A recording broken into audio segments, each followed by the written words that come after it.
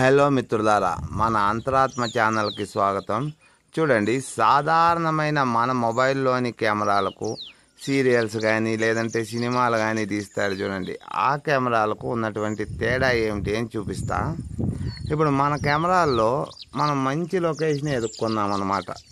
ఇంచుమించు ఒక సినిమా తీయడానికి లేదా ఒక సినిమాలో ఒక 10 నిమిషాలు సీన్ తీయడానికి పనికొచ్చినట్లే లొకేషన్ అనేది ఎదుర్కొన్నాం. ఇప్పుడు చూడండి, మనకు దూరంగా అక్కడ ఒక ఆవు అనేది మేస్తా ఉంది. దాన్ని ఇప్పుడు మన మొబైల్లో జూమ్ చేసి చూద్దాం. చూడండి, మీకు కనపడుతుంది కదా, జూమ్ చేశాను కాబట్టి ఇంకంతే, అంతకంటే జూమ్ కావట్లేదు. కాకపోతే ఏదో బ్లర్ అవుతున్నట్లు, ఏదో విచిత్రంగా కనపడుతోంది చూడండి, అంటే లైటింగ్ అంతా ఎగిరిపోయినట్లు.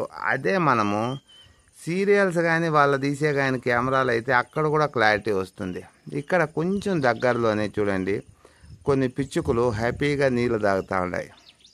ఇది ఎంత దగ్గరలో ఉంది అంటే మన మొబైల్కి దాదాపుగా ఒక 15 మీటర్ల దూరంలోనే ఉంది. అయినా మనకు అంత క్లారిటీగా పిక్చరైజేషన్ అనేది అయితే ఎక్కడ లేదు చూడండి. ఏదో దూరంలో ఏదో జరుగుతుందో అన్నట్లు ఏదో వింతగానే ఉంది. ఇంకోటి మీకు చూపిస్తాను, ఇక్కడ చూసుకోండి. ఇప్పుడు మనకు కనపడుతున్నటువంటి ఈ గాలిమర అనేది ఎంత దూరంలో ఉంది అంటే 1 కిలోమీటర్ దూరంలోనే ఉంది. కాకపోతే దాని హైట్ కూడాను దాదాపు 200-300 అడుగుల పైనే ఉంటుంది హైట్. అదేం హైట్ కూడా ఎక్కువే కాబట్టి ఇంకా క్లారిటీగా రావాలి, మనకు రాదు చూడండి. దీనికి మన సినిమాలు తీసేవాళ్ళు, సీరియల్ తీసేవాళ్ళు కెమెరాలకి ఎంత తేడా ఉంటుందో చూసుకోండి. నేను ఎందుకు ఇది చెప్తున్నాను అంటే, కొంతమంది బడ్జెట్ లేక కొంతమంది మామూలు కెమెరాలతోనే, ఇలా చిన్న చిన్న కెమెరాలతోనే వీడియోలు తీసి పెడుతుంటారు. చాలామంది అనుకుంటుంటారు వాళ్ళు ఎందుకు క్లారిటీ ఉండవు అని. నేను కూడా అనుకునేవాడిని.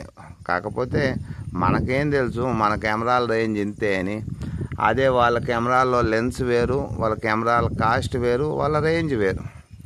ఓకే మిత్రులారా, ఈ వీడియో పైన మీ అభిప్రాయం ఏమిటి అన్నది కామెంట్స్ రూపంలో తెలియజేయండి.